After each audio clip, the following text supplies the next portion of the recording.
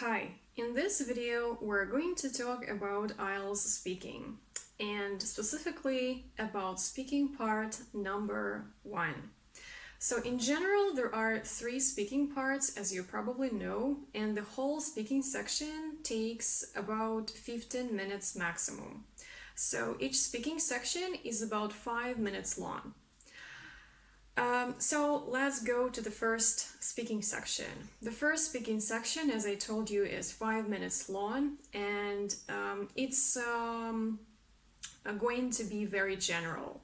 So you're going to meet the examiner. The examiner will ask you your name. He or she will ask you to show your identification, general questions about yourself. Usually it's about your job, about your studies, about your hobbies, about your interests, future plans, or the examiner may ask you, why are you taking the Ielts test? What is difficult for you? Where did you grow up? Can you say a few words about your family? And so on. So my tips for tackling the speaking part number 1 successfully are: the first thing, when you meet the examiner and you just step into the room, try to appear confident and relaxed. Make sure that the examiner can hear you clearly, so don't speak quietly and don't speak too quickly, especially if you feel that your pronunciation is not perfect. Try not to speak very quickly because it gets really complicated for the examiner to understand you. And the next thing is, if you don't understand the examiner, make sure to tell the examiner about it. Maybe you have misheard her or him, so just make sure to let him or her know and say, "I'm sorry, could you repeat that? I'm sorry, I didn't hear your question. Could you say that again for me, please?" So it's okay. So try to be confident, relax, ask the examiner to repeat if you didn't understand him or her, or if you couldn't hear him or her, and make sure to look at the examiner when you are talking to him or her. The examiner is going to evaluate your answer according to 4 main criteria. The first one is fluency and coherence. It's how fluent you are, how natural your speech is, how logical you are speaking, and if you understand the question and your answer is relevant. The next thing is lexical resource. You need to try to use some advanced vocabulary and collocations. And the next is grammatical range and accuracy. You try to use correct grammar, and also your sentence structure should be not simple all the time. So in terms of the pronunciation, try to speak clearly, try to make contractions if possible. For example, I've been studying English instead of I have been studying English.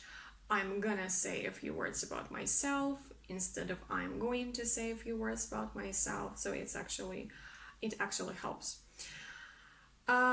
So the examiner will then summarize all these points.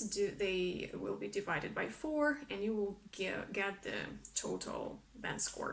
One important thing that I would definitely recommend to do is, when you will be talking, try to use some attitude adverbials to express your emotions and attitudes. For example, frankly, sadly, luckily, actually.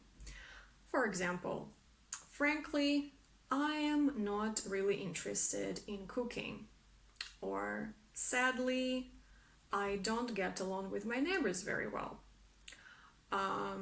Luckily, I'm really interested in learning English, and I spent a lot of time doing this. Since one of the criteria is vocabulary, I would recommend to get ready a little bit to answer some general questions, especially about hobbies. Since a very common topic is your hobbies and interests, let's take a look at the list of some vocabulary and phrases that you may find useful for you. So, for example, instead of saying I like or I enjoy, you can say something. I'm really into. I'm really into. I'm really into cooking. I find something really interesting or enjoyable. I find something really interesting. I find something really enjoyable. So, for example, I'm really into cooking. I find trying new recipes really enjoyable and relaxing. Or, I'm really into reading. I find reading novels really enjoyable and relaxing. I also spend a lot of time walking my dog. I also spend a lot of time communicating with my friends. Or you can say, you will often see me reading. You will often see me drawing. You will often see me cooking. Or you won't often see me. For example, oh, to tell you the truth, I'm not really into reading. You won't often see me doing this. If the question is going to be about your career or studies, make sure to use tenses correctly. For example, past simple, I graduated from Cambridge University in 2001 and got my degree in management. Or present perfect. I have already graduated from university and got my degree in management. Or maybe it's going to be present perfect continuous. I have been working as a teacher for about 5 years. Or I've been working as a doctor since 2001. I want to concentrate on my career first. Or frankly speaking, I don't know what career path to follow. I guess I'd like to get into business. Or I guess I'd like to get into teaching. Or I'd like to get into hotel management or hotel business. Or I guess I'd like to run my own company.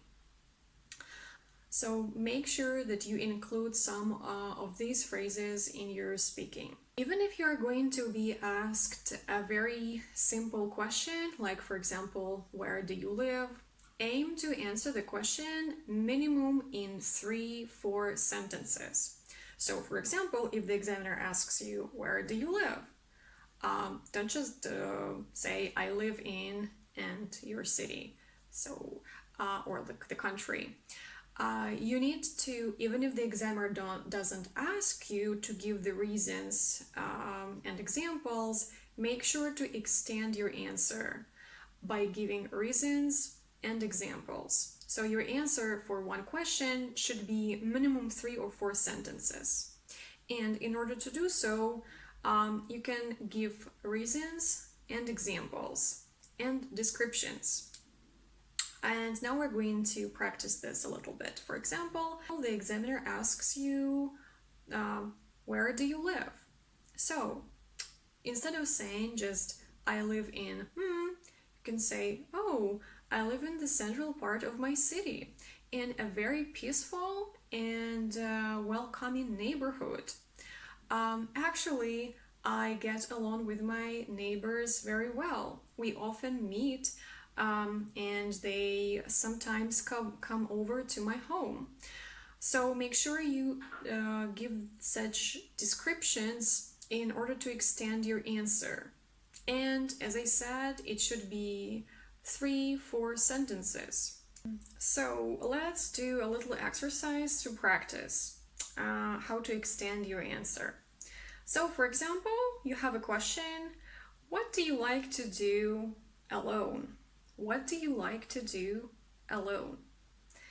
And we have a simple answer. For example, on my own, I like to surf the internet. On my own, I like to surf the internet. This is one sentence and it's very simple and it's not okay for your IELTS exam. Let's try to think how we can extend the answer. So I'm going to give you my example. I like to surf the internet while I'm alone. I can find a lot of new stories and other good websites. It doesn't cost much. It isn't difficult. So by extending the answer a little bit, you boost your performance and it sounds much better. But we can go even further and we can add some more description to the answer. I like to surf the internet for hours when I am alone. I can find a lot of interesting local and international news stories and other good websites about my hobbies and interests. It doesn't cost much, which is convenient, and I also enjoy it because it isn't difficult.